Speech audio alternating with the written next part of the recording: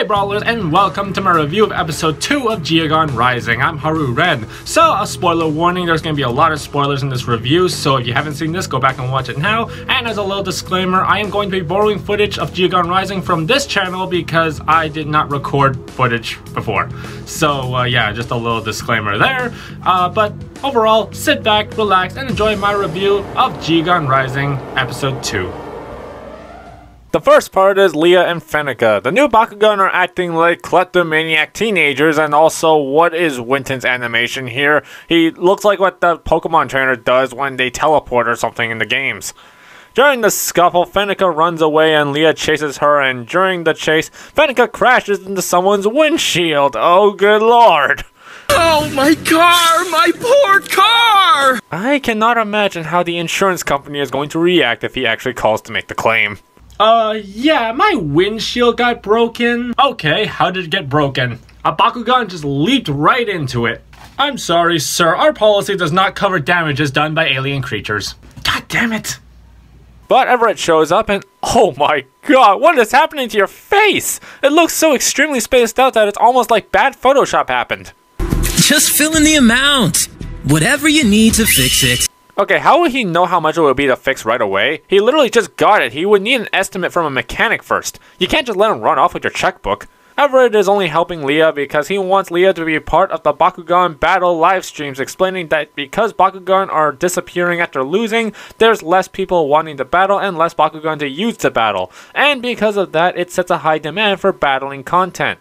Now, this is where the real consequences of what is happening really comes into play in this story, because really, Bakugan getting the Doom Dimension treatment would mean less battling, and less battling would be bad because, you know, Bakugan need to battle to stay healthy. But if they do, they run the risk of being sent to the Doom Dimension. And it's that level of risk that is extremely well done to input into the story, because now battles can have stakes involved.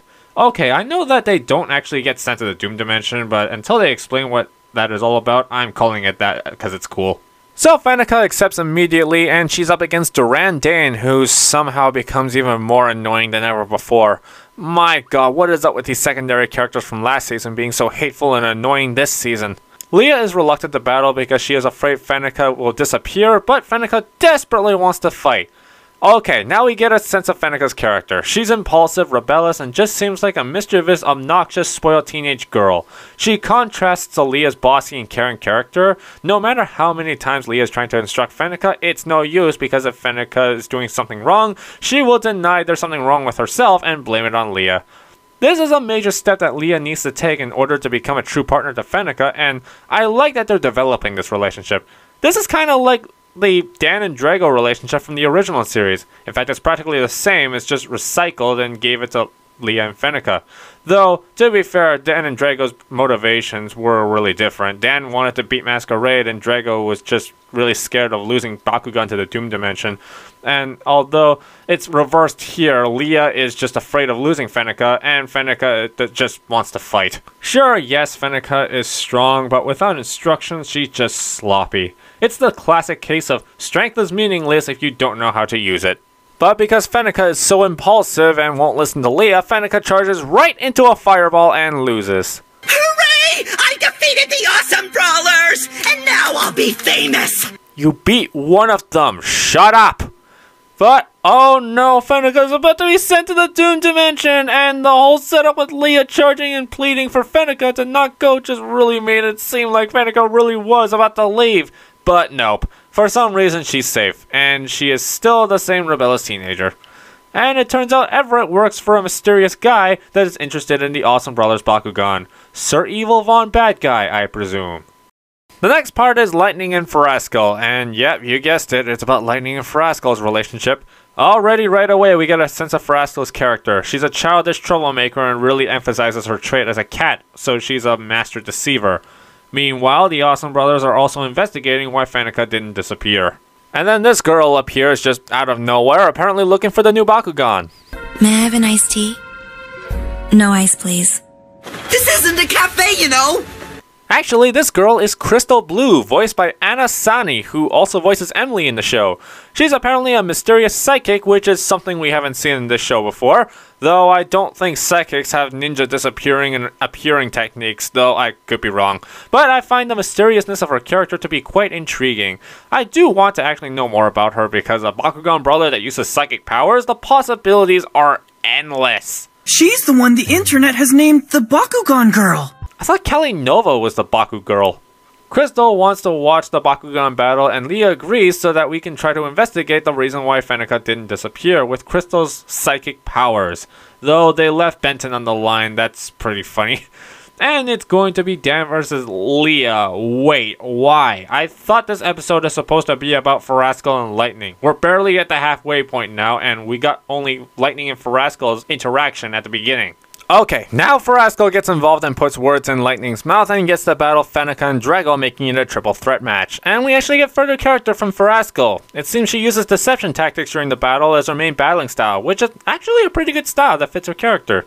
How ironic is it that Lightning gets a cat Bakugan as his partner as well? I can handle this all by myself. I don't need help from a dog.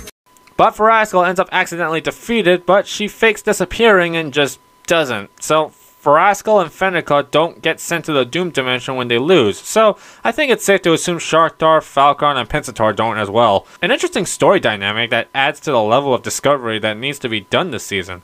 Though Crystal Blue vanishes and she reports her findings to the evil Von Bad Guy that Everett was working for, and the episode ends with him declaring them interesting. Oh my god, we're going to have a Baku napping plot coming up, aren't we? So that was episode 2 of Geogan Rising. Let me know what your rating of this episode was in the comments down below.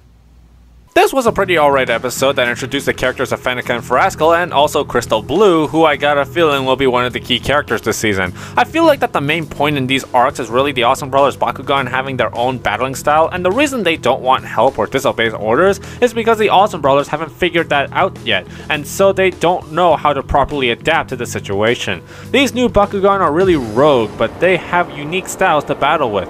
Fenneca is fast and attacks right away, and Ferascal is deceptive, but Lia and Lightning just haven't figured that out because I guess they're still used to Pegasus and Howlcore, and it's causing rifts in the relationship, so they need time to develop.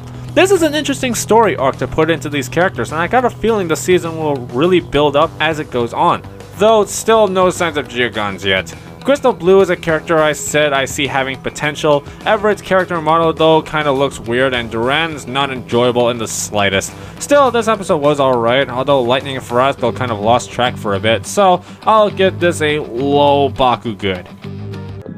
Is my iced tea ready yet? No ice, please. Thank you for watching this review of Geogan Rising. Be sure to press the thumbs up and give us a subscribe for more awesome Bakugan content. I've been Haru Ren, and thank God for Rapid Fire. Bye!